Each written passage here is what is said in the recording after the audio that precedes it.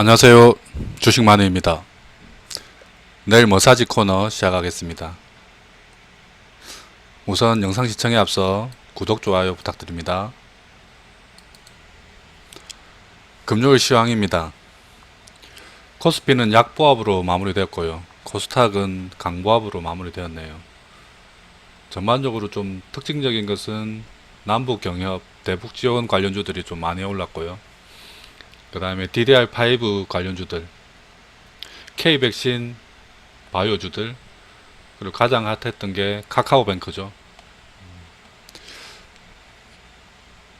그리고 금요일 미국 시장은 나스닥만 하락했고 나머지는 다 상승으로 마무리했습니다. 그러면 시장 흐름을 한번 볼까요? 코스피는 전반적으로 이렇게 푸른색이 많죠. 그리고 카카오뱅크가 그냥 상한가로 마무리했고요. 여기 신원하고 인디에프는 남북경협 개성공단 관련주들입니다.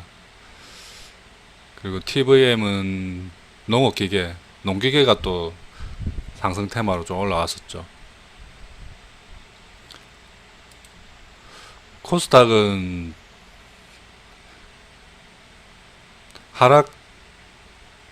하락이 훨씬 많았는데 이렇게 좀 많이 급등한 주들이 많아서 전반적으로 이렇게 전체적으로는 강보합으로 마무리되었습니다. 스펙주들이 이렇게 또 급등을 하고 있네요. 좀 알테오젠이 이거는 백신이 아니고 자체 의약품이 일상 뭐 진입한다고 성인 났다고 이렇게 해서 급등했습니다. 그 외에는 뭐 대북주들, 그 다음에 바이오 쪽에서는 K백신 관련의 주들이 많이 올라와 있습니다. 엔터주들도 나쁘지 않았네요.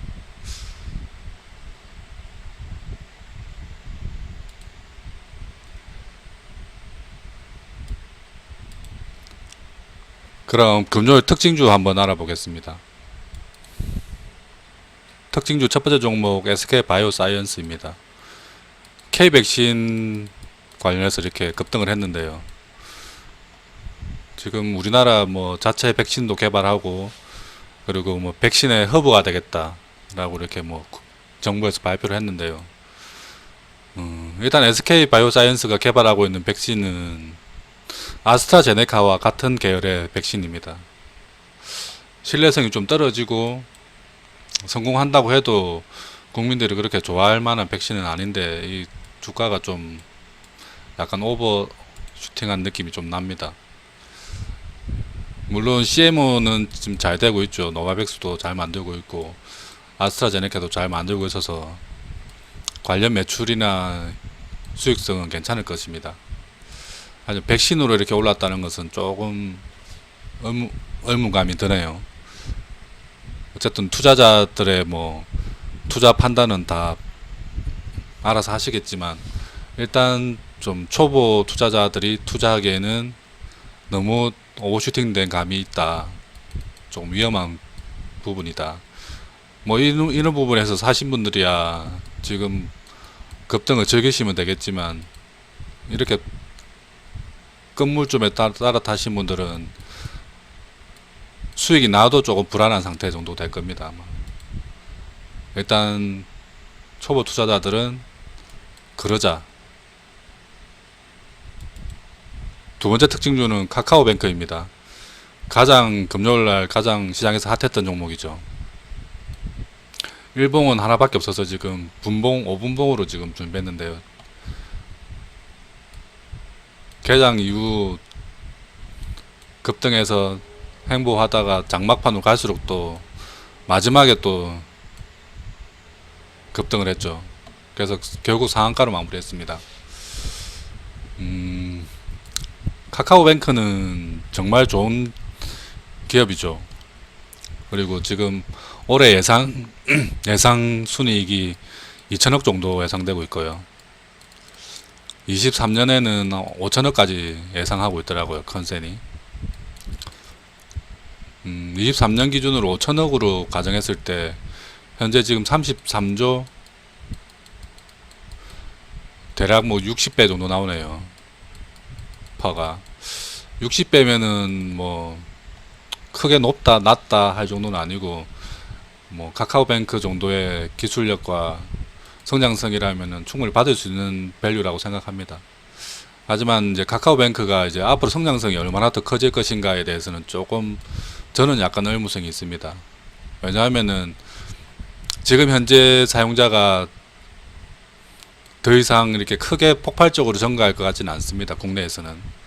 왜냐하면 지금 사용하지 않는 사람들은 대부분 다 나이 많으신 분들, 아니면은 나이가 너무 어려서 지금 계좌를 만들 수 없는 사람들, 이 부분인데, 어린 사람들이야 성장하면서 유입이 되겠지만 이분들은 영원히 유입되지 않는 인구입니다. 그래서 성장성이 크지 않다.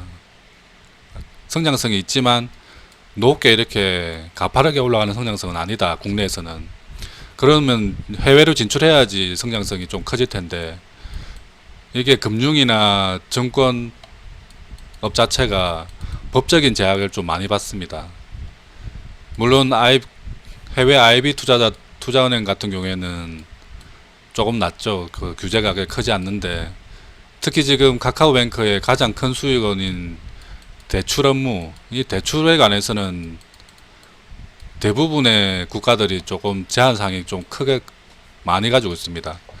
그리고 카카오뱅크는 비대면 대출이죠. 이 비대면 대출은 허용하고 있는 나라가 몇 개국이 없습니다. 그래서 해외 진출에 조금 의무성이 있다. 조금 진출하기 쉽지 않을 것 같다. 모르죠. 또 차후에 법이 어떻게 바뀔지는 모르겠지만, 진출을 한다고 해도 이제 그 나라의 또 해당 현지법이 받아들일 수 있을지, 비대면 대출을, 아니면 이 비대면 대출 외에 다른 또 성과를 낼 수 있는, 수익성을 낼 수 있는 사업을 더 만들어낼 수 있을지, 그게 포인트인데요.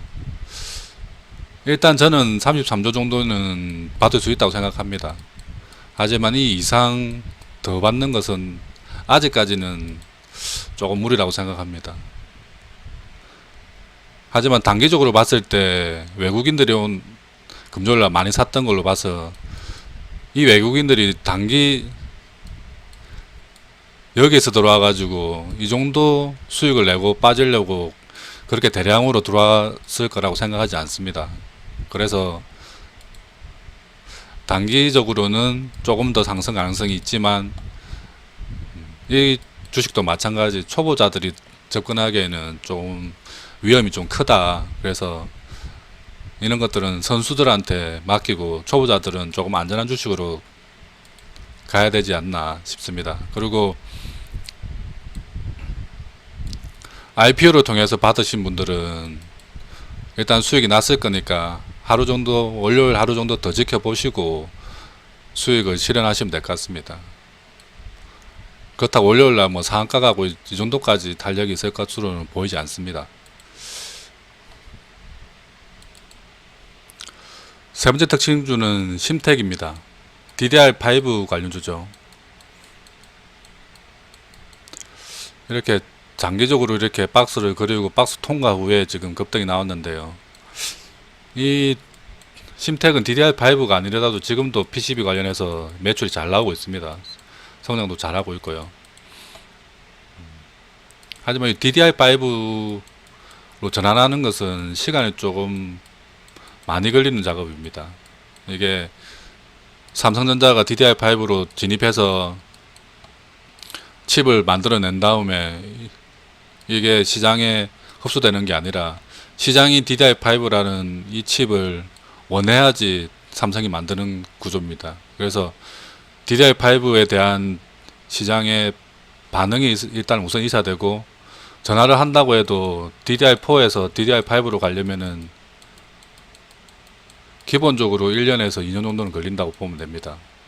완전한 DDR5로 전환 자체가. 과거에 심텍은 DDR3에서 4로 넘어올 때 주가가 1, 2년 사이에 한 3배 정도 올랐던 기억이 있습니다. 지금 DDR4에서 또 5로 갈 때 또 비슷한 성장을 주지 않을까라는 기대는 있습니다. 하지만 이 기간 자체가 단기간에 이렇게 급등할 수 있는 구조는 아니다.